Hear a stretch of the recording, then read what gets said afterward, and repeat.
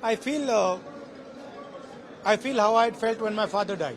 I remember what I felt when my father died, and here people have not just lost a father, they've lost the whole family, entire family, brother, sister, mother, father.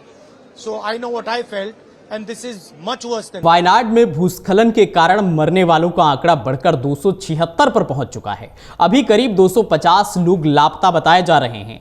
राहत एवं बचाव कर्मी फिलहाल मलबे में जीवित बचे लोगों और शवों को तलाशने में जुटे हैं, जिससे यह संख्या और बढ़ सकती है। हालांकि आधिकारिक तौर पर 177 लोगों के मरने की ही पुष्टि हुई है। भूस्खलन के कारण मुडक्कई, चूरलमाला, अट्टामाला और नूलपुझा गांव में भारी तबाही हुई है। प्रशासन के लिए अभी अंदाजा लगाना मुश्किल हो रहा है कि कुल कितने लोग प्रभावित हुए हैं।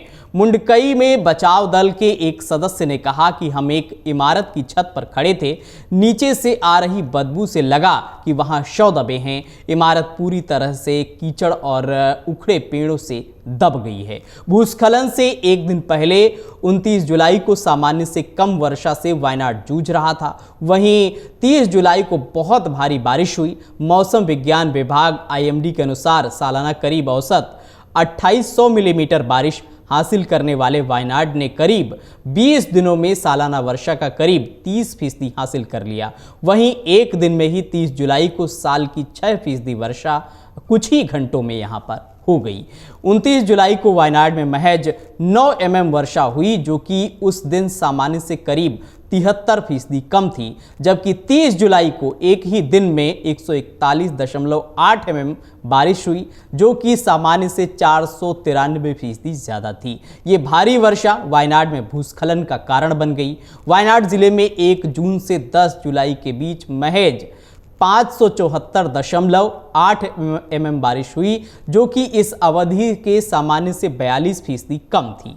मॉनसून के शुरुआती एक महीने 10 दिन में वायनाड में करीब 24% बारिश दर्ज की गई।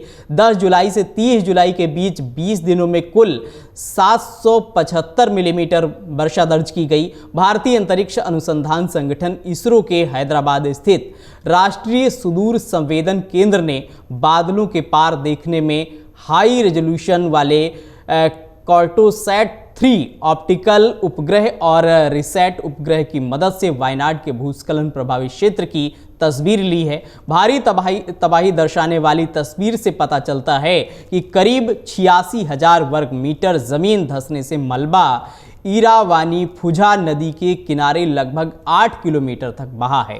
तबाही कितनी ज़्यादा बड़ी है, इसका अनुमान इसी से लगाया जा सकता है कि जितनी ज़मीन धंसी है उसमें 13 फुटबॉल मैदान बन सकते हैं। सामान्य तौर पर एक फुटबॉल मैदान के लिए 6400 वर्ग मीटर क्षेत्र बनता है। अंतरिक्ष एजेंसी का कहना है कि भूस्खलन समुद्र तल से 1550 मीटर की ऊंचाई पर शुरू हुआ था, यानी कि तबाही बहुत बड़ी है और अभी तक 350 लोगों की मौत हो चुकी है इस तबाही में। हालांकि राहत बचाव कार्य जारी है, मरने वालों का आंकड़ा बढ़ सकता है। I feel how I felt when my father died. That I've seen so many people. I remember what I felt when my father died, and here people have not just lost a father, they've lost the whole family, entire family, brother, sister, mother, father. So I know what I felt, and this is much worse than that. And it's not one person who's feeling it, it's thousands of people who are feeling it.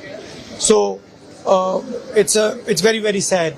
And I think I feel very similar to what my brother feels. We have spent the whole day meeting people who have suffered. It's an immense tragedy. We've met a little boy who was holding on for 6 hours trying to save his mother, and he failed. not just his mother, his whole family. His whole family. And he managed to save his grandmother, but he failed to save his mother. We can only imagine the kind of pain that people are suffering. And as my brother said, they've lost their entire families. So we are here to give as much comfort and support as we can, to help in any way we can. And I am also very proud to see how everybody is coming together, not just from Wayanad and from Kerala, but from the whole country, to help everybody who is going through this. And I think that at times like this, all of us should just do everything that we can to support our countrymen and those who are suffering. There's been a big tragedy in Himachal as well today.